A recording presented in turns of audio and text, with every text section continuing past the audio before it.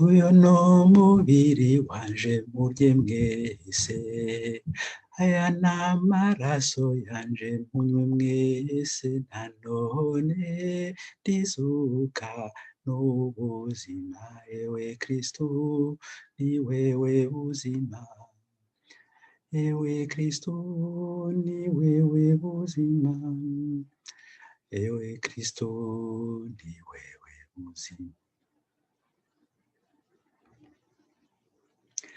Urukundo rwa Kristu ntirugereranywa, aguma tumurikira nk'urunyenyeri mw'ijoro, atwuzuza urukundo iyo dusangiye nawe ku meza ya Serukundo.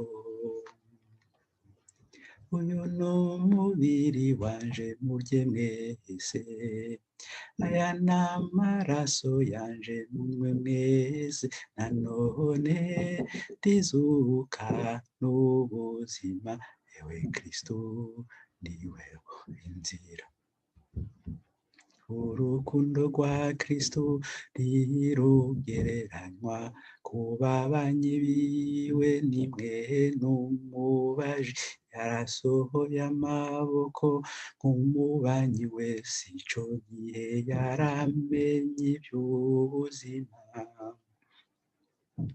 Uyu ni umubiri wanje murye mwese, aya ni amaraso yanje munywe mwese, nanone ndizuka n'ubuzima, ewe Kristu ni wewe urukuri.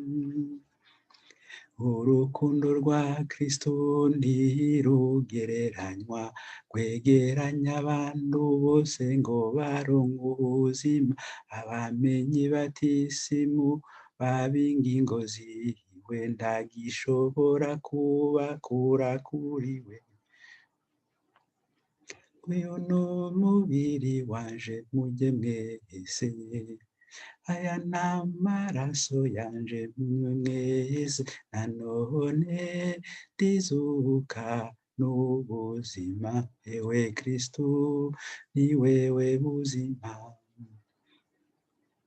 Uyu ni umubiri wanje murye mwese, aya ni amaraso yanje munywe mwese, nanone ndizuka n'ubuzima, ewe Kristu ni wewe buzima. Uyu ni umubiri wanje murye mwese, aya ni amaraso yanje munywe mwese, nanone ndizuka n'ubuzima, ewe Kristu ni wewe buzima. Umubiri wanje murye mwese, aya ni amaraso yanje munywe mwese, nanone ndizuka n'ubuzima, ewe Kristu ni wewe buzima.